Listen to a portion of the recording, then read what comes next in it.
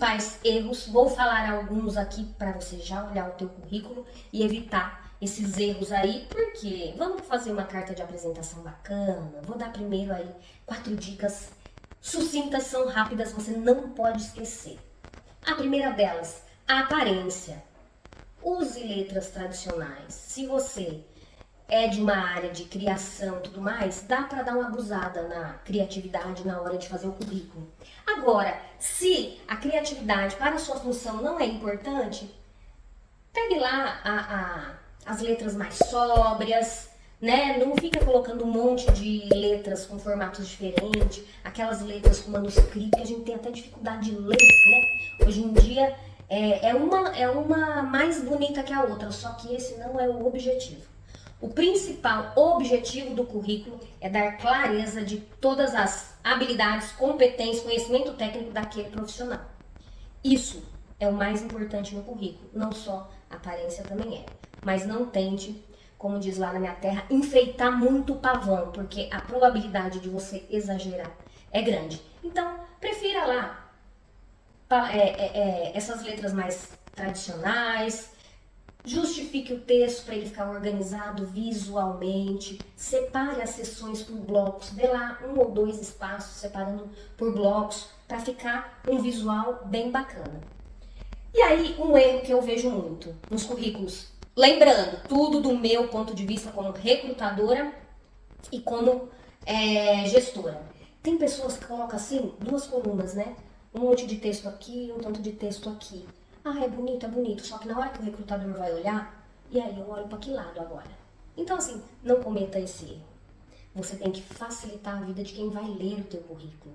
E a ideia, se você tem um bloco de temas aqui, normalmente são aquelas informações pessoais, sem falar de formação, e a pessoa coloca o histórico, ou a formação de cá, o histórico profissional de cá. Não faça isso, porque quando a gente olha na folha, a gente fica, e aí? Qual lado que eu olho primeiro? O que é mais importante? Então não cometa esse erro.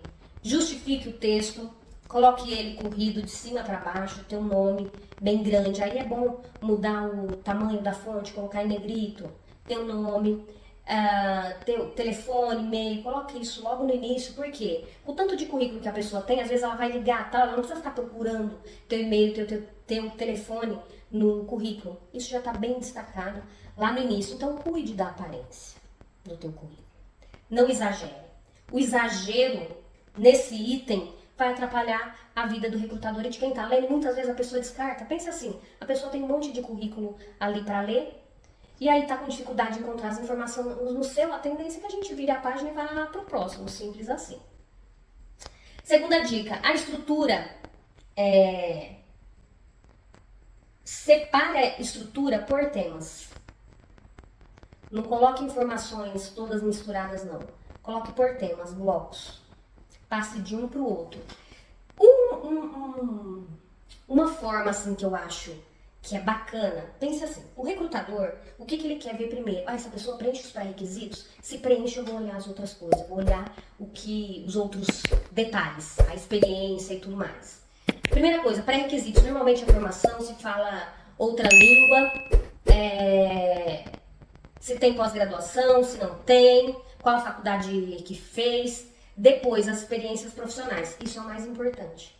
Então, não tente colocar os assuntos invertidos. Coloque seu nome com seus dados. E aí, logo embaixo, coloca aquele prefácio, né? Uma apresentação, algumas lá, 3, 4 linhas, você falando um pouco de você, ou com o teu objetivo. Acho bacana colocar o objetivo. Formação, experiências profissionais. E as outras coisas que a gente vai falar logo embaixo. Fica uma estrutura bacana de quem está olhando primeiro. Opa, preenche os pré-requisitos. Opa, preenche. Vou olhar no detalhe essas experiências. O que mais essa pessoa tem? E aí a gente olha depois. Tente colocar nessa ordem que vai ficar bacana. Você não vai errar. Depois, uso das redes sociais. Tem algumas empresas e alguns recrutadores que ele olham as redes sociais. LinkedIn. Tem gente que procura no Instagram, tem recrutador de todo tipo.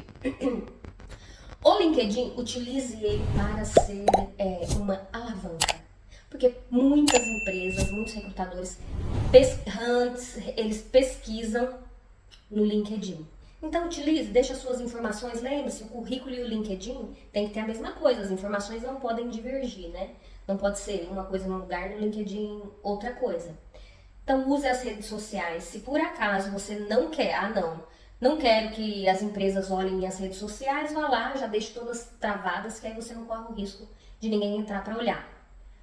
Quarto item super importante, sinceridade. Não minta no currículo. Não coloque experiências que você não tem, habilidades que você não tem. Ou dados das empresas, de coisas que você fazia. Não coloque muito maior do que era na realidade. Seja claro. Por quê? Você pode entrar em contradição no momento da entrevista. Se você colocou uma coisa que não é verdade, a possibilidade de no momento da entrevista a pessoa descobrir ela é muito grande. Você mesmo vai falar diferente do que o que está lá. Então não faça isso, use a sinceridade. Pense assim, se você... Um exemplo que a gente vê muito. Meu inglês é avançado. Você vai falar com a pessoa, não sai 2, 3 frases. Não dá.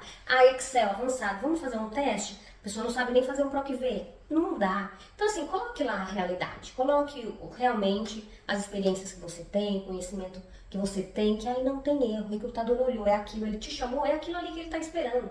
Agora, se você enfeita muito o pavão, né, coloca um monte de coisa que não é verdade, na hora da entrevista, e se aquilo for muito importante para o cargo, a pessoa vai fazer um teste e ela vai descobrir. Então, nunca coloque informações ou dados falsos no seu currículo nem no LinkedIn, tá bom? Apesar do LinkedIn ser uma rede social, faça meio que um sendo cópia do outro com as informações estando ok.